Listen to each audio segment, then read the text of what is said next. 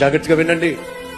ఆదాము నుండి అబ్రహాం వరకు 2000 సంవత్సరాలు, అబ్రహాం నుండి యేసుక్రీస్తు యొక్క జన్మ వరకు 2000 సంవత్సరాలు, యేసుక్రీస్తు యొక్క జన్మ నుంచి నేటి వరకు 2000 సంవత్సరాలు, మొత్తం కలిపి 2+2+2 మొత్తం వినండి 6000 సంవత్సరాలు.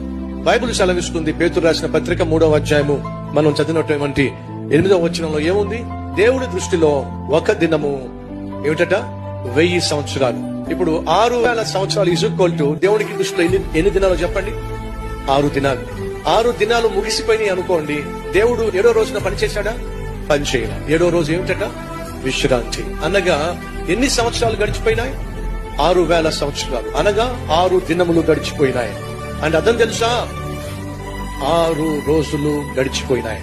టైం ఎంత అయిందో తెలుసా మీకు?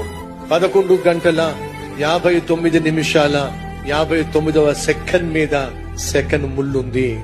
ఇంకొక సెకండ్ అయిందనుకోండి 7వ దినం వచ్చేస్తుంది.